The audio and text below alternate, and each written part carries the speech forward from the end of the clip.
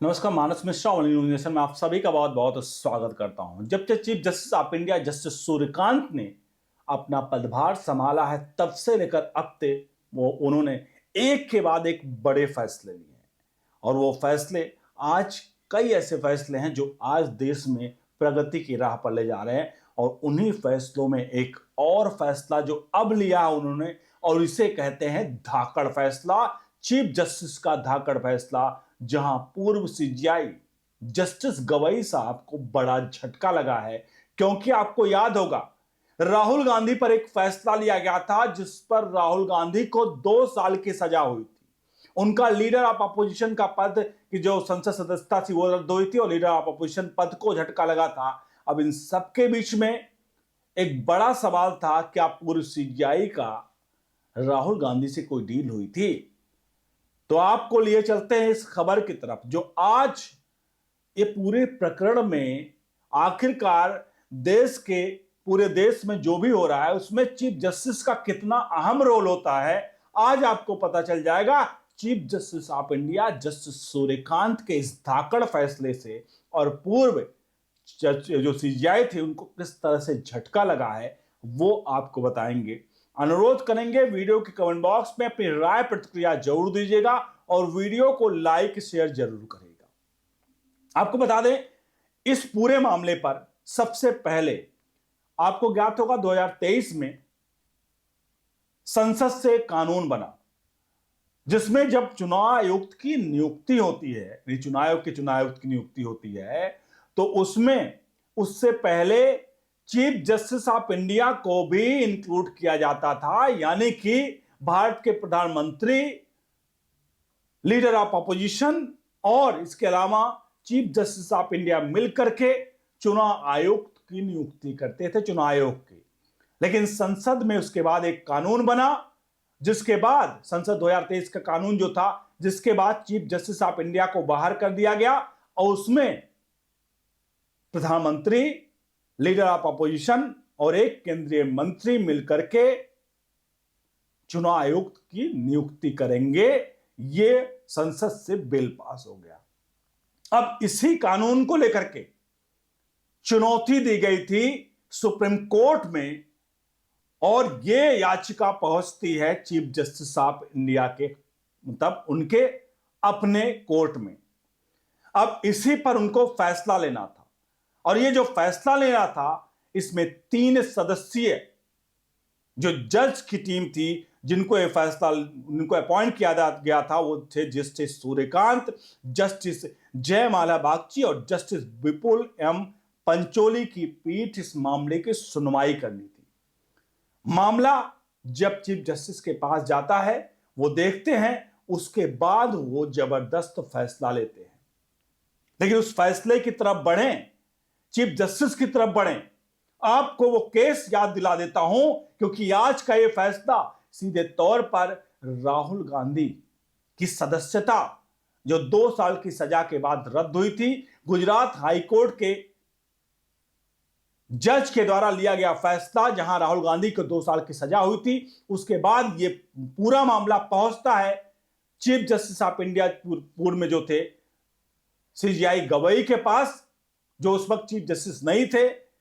वो गवई साहब फिर जो फैसला लेते हैं, वो आज के फैसले के परिप्रेक्ष्य में पूरी तरह से एक दूसरे के लिए, मतलब एक तरह से कहें, विरोधाभास है।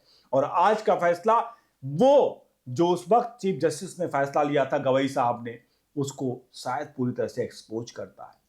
तो आपको बता दें, 2022-23 का मामला था, जहां पर राहुल गांधी को लोअर कोर्ट से 2 साल की सजा का, मतलब हाई कोर्ट से, माफ कीजिएगा, हाई कोर्ट से 2 साल की सजा का वो होता है, ऐलान होता है। उनको 2 साल की सजा हो जाती है। उसके बाद उनकी संसद की सदस्यता रद्द हो जाती है और पूरा का पूरा मामला एक तरह से राजनीतिक पूरी तरह से हलचल मच जाती है। मामला पहुंचता है सुप्रीम कोर्ट। सुप्रीम कोर्ट में उस वक्त चीफ जस्टिस ऑफ इंडिया के कोर्ट में जाती है पूरा मामला, और चीफ जस्टिस ऑफ इंडिया इस पूरे मामले पर अपना फैसला सुनाते हैं। और फैसला क्या सुनाते हैं? फैसला सुनाते हैं राहुल गांधी की सदस्यता को जो रद्द हुई थी उसको रिस्टोर हो जाती है, क्योंकि वो 2 साल की सजा पर स्टे लगा देते हैं। और वो स्टे क्यों लगाते हैं वो भी थोड़ा समझिएगा। स्टे लगाने का जो कारण था, कोई ये कारण नहीं होता है क्या उस वक्त जो मतलब गवई साहब के पास? गवई साहब ने सिर्फ इतना ही कहा कि जो हाई कोर्ट के जज ने फैसला देते समय एक आखिरी लाइन थी जो टिप्पणी की, वो टिप्पणी वाली लाइन नहीं पसंद आई, इस वजह से इस सजा पर स्टे लगाया जाता है। और आपको बता दें, ये सजा पर स्टे लगाने से पहले, एक दिन पहले, उनको लेकर के काफी सोशल मीडिया पर लोग और अलग अलग लोग इस बात पर बहस कर रहे थे कि चीफ जस्टिस ऑफ इंडिया को इस केस से हट जाना चाहिए। जब ये पूरा मामला चल रहा था तो उस वक्त जस्टिस गवई ने क्या कहा, उनका एक वक्तव्य आया, उन्होंने कहा, वकीलों से पूछा दोनों पक्षों के कि अगर आपको लगता है क्योंकि मेरे पिता पूरे जीवन कांग्रेस में रहे, मेरा भाई अभी भी कांग्रेस में है, तो ऐसे में अगर आपको लगता है क्योंकि ये कांग्रेस के नेता हैं, सर्वे सर्वा हैं, तो अगर आपको लगता है कि ये जो इस केस में मैं अपने आप को हटा लूं, अलग कर लूं, अगर आप चाहें तो आप अलग कर लें, मैं इस केस से अलग हो जाता हूं। अब जाहिर सी बात है कोई वकील नहीं कहेगा कि आप केस से अलग हो जाइए। इससे क्या हुआ, दोनों पक्ष के वकील ने कहा नहीं नहीं मुझे कोई आपत्ति नहीं है। और फिर क्या हुआ, उसके बाद इस केस का फैसला वो अपने आप नहीं हटे चीफ जस्टिस, मतलब जस्टिस साहब, जस्टिस गवई, और फिर उन्होंने फैसला सुना दिया। अब ये समझिएगा, अब यहां लोग यहां पर सवाल खड़े कर रहे थे क्योंकि वो कांग्रेसी थे, उनके पिता कांग्रेस में थे, इसलिए वो केस नहीं छोड़ा। सिर्फ कहने के लिए, दिखावे के लिए, मीडिया ट्रायल के लिए उन्होंने कहा कि भाई मैं केस से हट जाऊं, पूछा, जबकि स्वतः केस से हट जाना चाहिए था। तो लोगों ने कहा यह सिर्फ एक मीडिया स्टंट था, जिस वजह से वो चीफ गवई साहब ने कहा कि मैं इस केस से हटता हूं, और वो केस से नहीं हटे, और अंततः उन्होंने राहुल गांधी के पक्ष में फैसला सुना दिया। अब आ जाते हैं आज की तरफ, क्योंकि ये पुरानी कहानी आपके लिए बताना बहुत आवश्यक था, क्योंकि आज का सीधे तौर पर उस स्टोरी से सीधे तौर पर आज का जो फैसला उस पर जुड़ा हुआ है। अब आज का फैसला जो है, चुनाव आयुक्त की नियुक्ति को लेकर के जो कानून का उसको चुनौती दी गई थी, उसको लेकर के जस्टिस सूर्यकांत के पास याचिका आई। जस्टिस सूर्यकांत ने कहा, उन्होंने एक बात कही, उनकी लाइन में बता देता हूं, मैं लाइन पढ़ना चाहूंगा। उन्होंने कहा कि जो एक केस है उस केस पर सुनवाई मैं नहीं करूंगा। ध्यान रखिएगा, उन्होंने कहा इस केस पर सुनवाई मैं नहीं करूंगा, कल को कोई भी किसी को भी लग सकता है और कोई भी आरोप लगा सकता है, इसीलिए मैं इस मामले से खुद को हटाता हूं। चीफ जस्टिस ऑफ इंडिया ने इस मामले से खुद को हटा लिया। अब क्यों मामले से हटा लिया वो समझिए।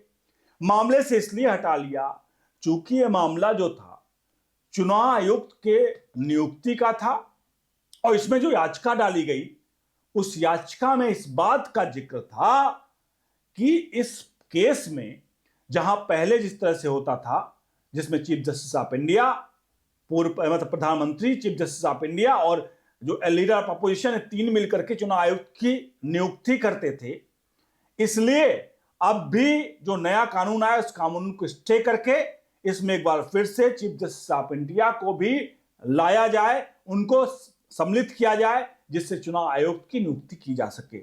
उसमें जो एक केंद्रीय मंत्री शामिल होता है उसको हटा के सीजीआई को मतलब सीजीआई को उसमें अंदर कमेटी में रखा जाए। अब इसी को लेकर के फैसला सुनाना था, इसीलिए चीफ जस्टिस ऑफ इंडिया ने कहा कि मैं सुनवाई नहीं करूंगा, क्योंकि कल को मेरे ऊपर कोई भी आरोप लगा सकता है कि देखिए मैंने इस तरह से किया था, इसलिए क्योंकि मुझे मेरे ऊपर फैसला लेना था, मुझे सीजीआई को उसमें कमेटी में डालना था, इसलिए मैं अपने आप को इस केस से अलग करता हूं।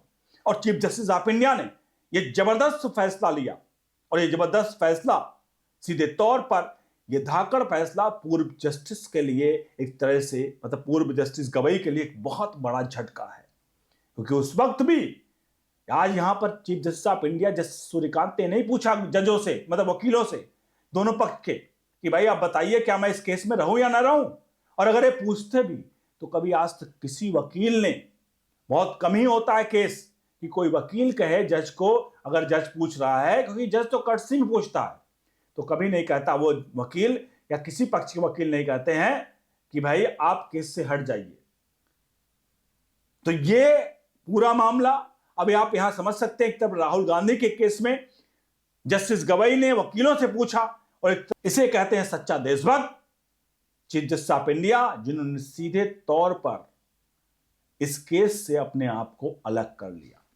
अब आप सभी से चाहेंगे इन दोनों लोगों को, चाहे गवई साहब हो और chief justice of India justice Suryakant, इन दोनों फैसलों में जहां क्या राहुल गांधी को जो 2 साल की जेल हुई थी, उनकी सदस्यता रद्द हुई थी, क्या चीफ जस्टिस, क्या जो गवई साहब थे, क्या उन्होंने कोई पारदर्शिता में कुछ खेल किया? ये लोगों के मन में सवाल है। इसलिए क्योंकि आज जज साहब ने इसीलिए किया, जस्टिस सूर्यकांत ने कहा कि कल को मुंह उठाकर कोई भी मेरे ऊपर आरोप लगा देगा। तो ऐसे में क्या गवई साहब को कोई पर्सनल इंटरेस्ट था उस वक्त, जो राहुल गांधी की सदस्यता पर उन्होंने फैसला सुना दिया, और फैसला सुनाते समय सिर्फ इतना ही कहा कि जज हाई कोर्ट के जज साहब का जो आखिरी लाइन थी वो मुझे पसंद नहीं आई। अब इस पूरे प्रकरण पर अपनी राय प्रतिक्रिया जरूर दीजिए। वीडियो को लाइक शेयर करिए। बने रहिए ओनली न्यूज नेशन के साथ। बहुत बहुत धन्यवाद।